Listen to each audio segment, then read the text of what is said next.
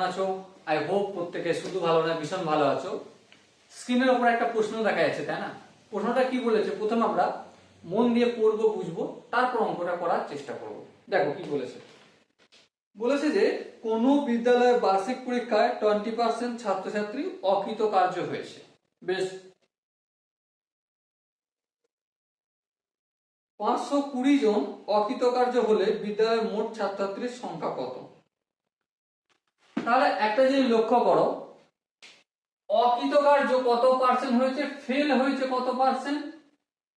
Fail হয়েছে 20% fail হয়েছে, এটা পার্সেন্টেজে বলেছে। এবারে একইভাবে আমাদের ফেল হয়েছে, অকৃতকার্য হয়েছে কতজন ছাত্র? 520 জন। কতজন? 520 জন। তাহলে দেখো 20% মানেই আমাদের কতজন? 520 জন। তাহলে 1% সমান কত? অবভিয়াসলি 520/20। আর 100% মানে কত? 100% মানে সিম্পলি আমি 520 ইন্টু 100/20 করে দেবো।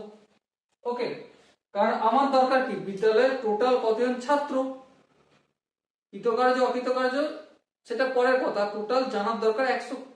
টোটাল কতজন ছাত্র রয়েছে স্কুলেতে, তার মধ্যে ইনফরমেশন কি কি পেয়েছি? অকৃতকার্যের দুটো ইনফরমেশন পেয়েছি। একটা হচ্ছে 20% স্টুডেন্ট অকৃতকার্য হয়েছে, আবার এই 20% মানি 120 জন। ওকে, তাহলে এটাকে আমি 100% করে দিলে সিম্পলি পেয়ে যাব আমরা কতজন ছাত্র। তাহলে দেখো 100% করে যদি ক্যালকুলেশন করি, এই শূন্য কাটবে, 2 1 2, আর এখানে কত হবে? 26 2 গুণে 52। তাহলে 26 আর 100 যদি গুণ করি কত হবে? 2600। তাহলে কতজন ছাত্র বিদ্যালয়ে? 2600 জন। এবার দেখো কোশ্চেনে যে চারটে অপশন আছে তার মধ্যে কোন অপশনটা ঠিক হবে?